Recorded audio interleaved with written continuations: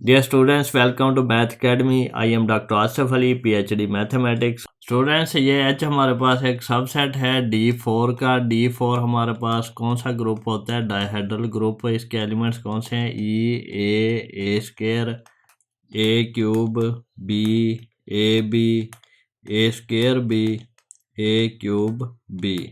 इसके 8 एलिमेंट है। 1 2, ये बी था, 3 4 5 6 7 8। अब इसका हमने एक सब सेट लिया है। इसके हमने फाइंड करने हैं कोसेट। अब यहाँ पे देखें कोसेट की डेफिनेशन क्या है? जी एच टाइप के जितने भी हैं, जी बिलोंगिंग टू जी, यहाँ पे जी क्या है? D4 है। इस तरह के जितने भी सेट बनेंगे वो हमारे पास कोसेट होंगे। अगर लेफ्ट कोसेट, अब ये देखें, अगर एलिमेंट हमने लेफ्ट से मल्टीप्लाई करना है तो लेफ्ट कोसेट है। अगर हमने एलिमेंट को राइट से मल्टीप्लाई करना है तो ये राइट कोसेट है।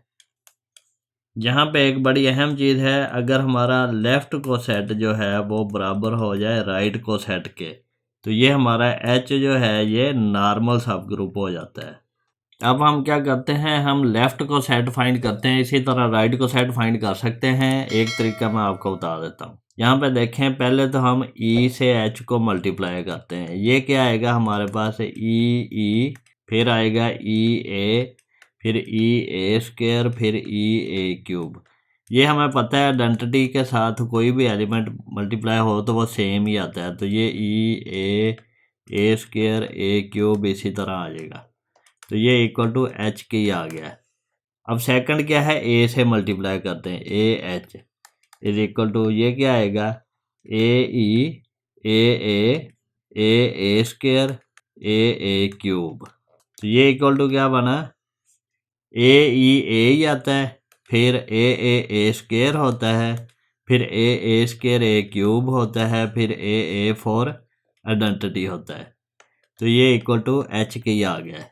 फिर इसी तरह अगर हम ए स्क्वायर से मल्टीप्लाई करवाएं तो ये क्या आएगा? ये आएगा ए स्क्वायर ई, फिर ए स्क्वायर ए, फिर ए स्क्वायर, फिर ए स्क्वायर ए क्यूब।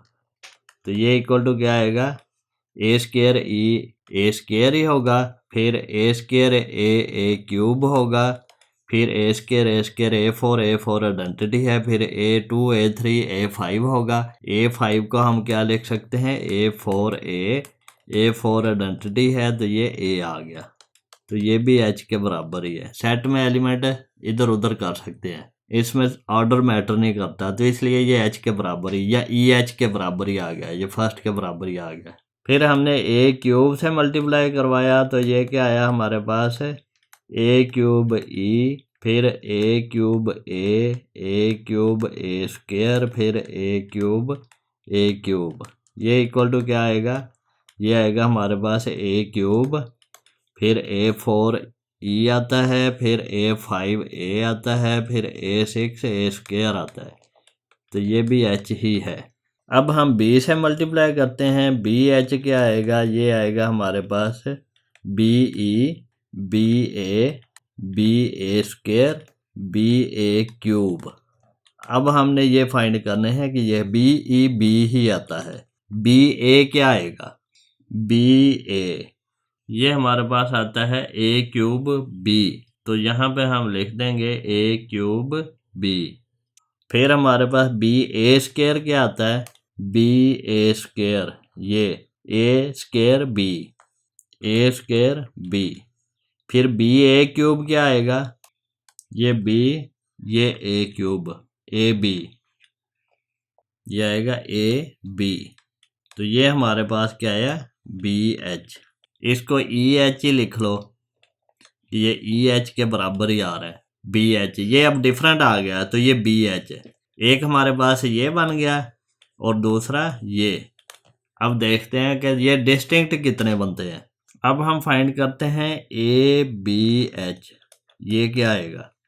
ये आएगा ABE, ABA, ABA स्क्वायर। ये सारे इन एलिमेंट से मल्टीप्लाई कर रहे हैं, ABA क्यूब। अब ये हमारे पास क्या बन रहा है? ये ABE ही बनेगा। फिर ABA ये क्या बनता है? ये AB और ये A, ये हमारे पास क्या बना बी, ए बन गया, ये आया बी। फिर हमने क्या फाइंड करना है ए बी ए स्क्वायर, तो ये बना ए क्यूब बी। फिर हमने ए क्यूब फाइंड करना है, ए क्यूब, तो ये ए स्क्वायर बी बन गया, ए स्क्वायर बी। तो ये हमारे पास क्या बना, ये यही वाला सेट बन गया ना, ये देखें ये बी, ए क्यूब बी, फिर ए स्क्वायर बी और ये ए बी, तो ये हमारे पास बी एच के बराबर ही आ गया। फिर हमने इसमें फाइंड करना है ए स्क्वायर बी एच, ये क्या आता है, ये आएगा ए स्क्वायर बी ई, फिर यहाँ पे ए स्क्वायर बी ए, फिर ये ए स्क्वायर बी ए स्क्वायर, फिर ये ए स्क्वायर बी ए क्यूब। अब ये क्या बनेगा, ये ई के साथ मल्टीप्लाई होकर तो ए स्क्वायर बी इसी तरह आ गया, ए स्क्वायर बी। अब ये हमारे पास है ए स्क्वायर बी ए, ये क्या बनता है, या फिर ए स्क्वायर बी ए के साथ अगर करें तो ए स्क्वायर बी को हमने ए के साथ करना है, तो ये हमारे पास बना ए बी। फिर हमने ए स्क्वायर बी को ए स्क्वायर के साथ करना है, तो ए स्क्वायर बी को ए स्क्वायर के साथ किया तो ये बना बी, तो यहाँ पे आएगा बी। फिर हमने ए स्क्वायर बी को ए क्यूब के साथ करना है, ए स्क्वायर बी को हमने ए क्यूब के साथ किया तो ए क्यूब बी। तो ये भी हमारे पास क्या बना, ये ए स्क्वायर है, ये ए बी है, ये बी है, ये बी क्यूब है, तो ये हमारे पास बी एच ही बन गया है, ये बी एच के बराबर ही बन गया। अभी तक ये मुख्तलिफ दो बने हैं।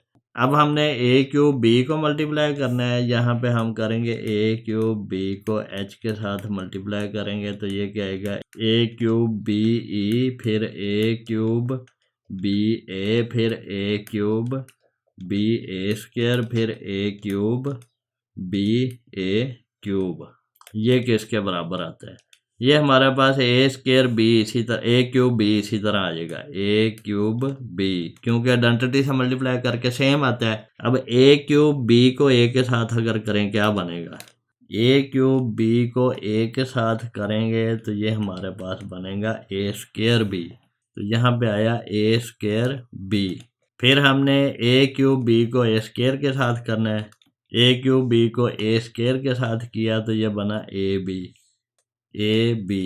फिर ए क्यूब बी को ए क्यूब के साथ करना है, तो ये हमारे पास ए क्यूब के साथ ए बी को करेंगे, ए क्यूब बी को, तो ये बनेगा बी, तो यहाँ पे आ गया बी। अब ये फिर हमारे पास वही बन गया, ये बी है, ये ए बी है, ये ए स्क्वायर बी है, ये ए क्यूब है, तो ये फिर हमारे पास बी एच के बराबर आ गया। इसका मतलब है कि एच के जो कोसेट हैं वो दो ही हैं, एक ई एच है और एक बी एच है। अब ई एच को आप ए एच लिख लो, ए स्क्वायर एच, ए क्यूब एच, एक ही बात है। बी एच को आप ए बी एच लिख लो, ए स्क्वायर बी एच लिख लो, या ए क्यूब बी एच, तो ये दो डिस्टिंक्ट कोसेट बनेंगे। अब यहाँ पे इंडेक्स की बात करते हैं, जो लैग्रांजेस थ्योरम कहता है आर्डर एंड इंडेक्स ऑफ सब group divide the order of group. अब इंडेक्स क्या होता है, इंडेक्स होता है डिस्टिंक्ट कोसेट्स। अब D4 का इंडेक्स क्या है, 2 है, उसके डिस्टिंक्ट कोसेट 2 ही बनते हैं, एक EH और एक BH, तो ये इंडेक्स 2 है, ये भी आर्डर ऑफ ग्रुप को डिवाइड करता है, और सब ग्रुप का आर्डर जो है वो भी आर्डर ऑफ ग्रुप को डिवाइड करता है। स्टूडेंट्स, हम मैथमेटिक्स को बड़े इजी वे से करेंगे, अंडरस्टैंडेबल होगा, और आप हर आने वाले लेक्चर को सबसे पहले देखने के लिए चैनल को सब्सक्राइब करें और बेल आइकन को क्लिक कर दें, ताकि जब भी मैं लेक्चर अपलोड करूं तो आपको उसका नोटिफिकेशन रिसीव हो जाए। अगर आपको कोई क्वेश्चन पूछना है, कोई क्वेरी करनी है, तो आप मुझे कमेंट सेक्शन में मैसेज कर सकते हैं, मैं उसका रिस्पॉन्स करूँगा।